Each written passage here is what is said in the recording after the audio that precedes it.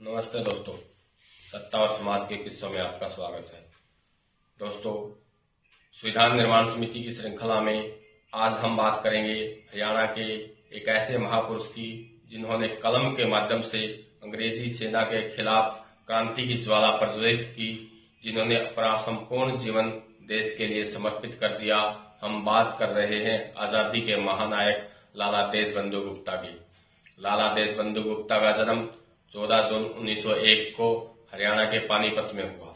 इनके पिता श्री सादीराम गुप्ता वेदों के प्रकांड विद्वान थे और उर्दू के लेखक भी थे, इसलिए इनको संस्कारों की शिक्षा अपने घर से ही मिली। इन्होंने अपने प्राइमरी की पढ़ाई पानीपत के मदरसे से पास की।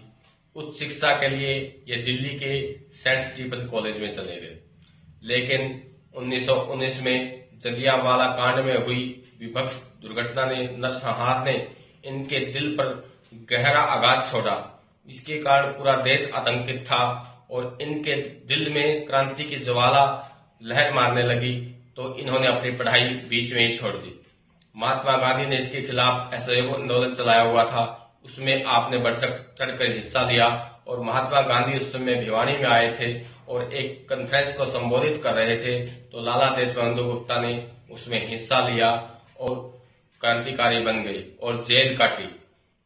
जेल काटने के बाद लाला देशबंधु गुप्ता स्वामी श्रद्धानंद, बाल गंगाधर तिलक, लाला लाजपत राय, महात्मा गांधी कई नेताओं के संपर्क में आए और उन्होंने अपने आप को देश के लिए समर्पित कर दिया, इसीलिए इनको देशबंधु कहा जाने लगा। उसके बाद इनका नाम लाला देशबंधु गुप्ता पड़ गया।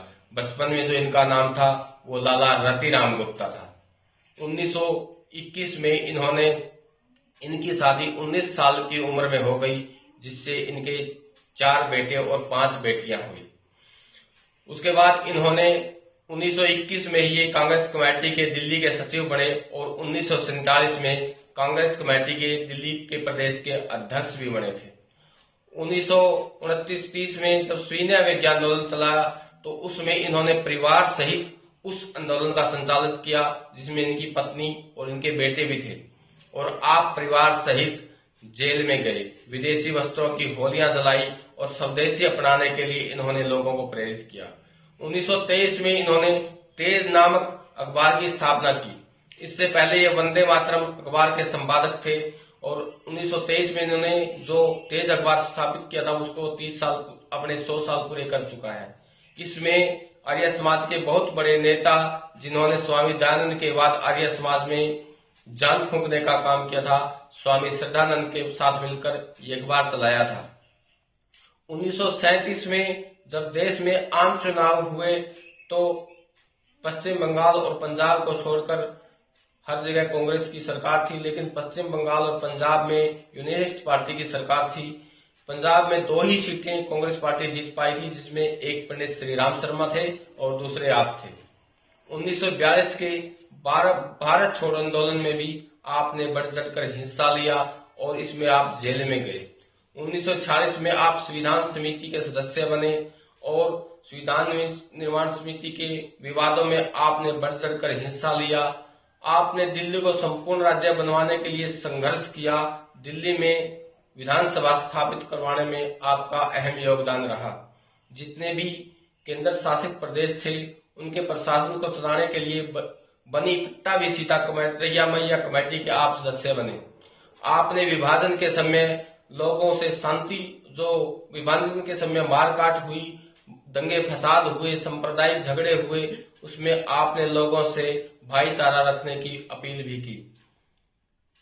आपने जब 1951 में आपको दिल्ली का पहला मुख्यमंत्री नामांकित कर दिया गया था, लेकिन आप दिल्ली से कलकत्ता के लिए एक सम्मेलन में जा रहे थे, तो देवदास गांधी के लिए सीट बुक थी, आपके लिए सीट कंफर्म नहीं थी, लेकिन देवदास गांधी ने किसी कारणवश वो सीट छोड़ दी, जिसके कारण वो सीट आपके लिए कंफर्म हो गई।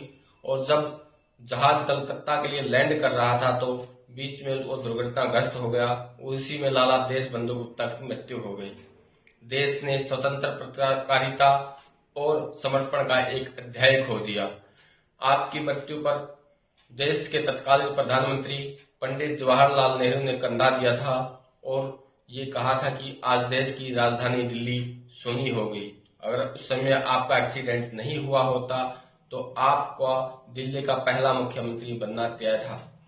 दोस्तों, लाला देशबंधु गुप्ता की कहानी हमें सिखाती है कि किसी व्यक्ति का नाम उसके पद से नहीं होता, बल्कि उसके अच्छे कार्य, समर्पण और सेवा भावना से होता है। यही थी उनकी कहानी। अगर आपको मेरा चैनल पसंद आया हो तो लाइक, शेयर एवं सब्सक्राइब करना ना भूलें। अगर ऐसे ही किसी महापुरुष के बारे में आपने जानना है तो उसका नाम आप कमेंट बॉक्स में अवश्य लिखें। धन्यवाद।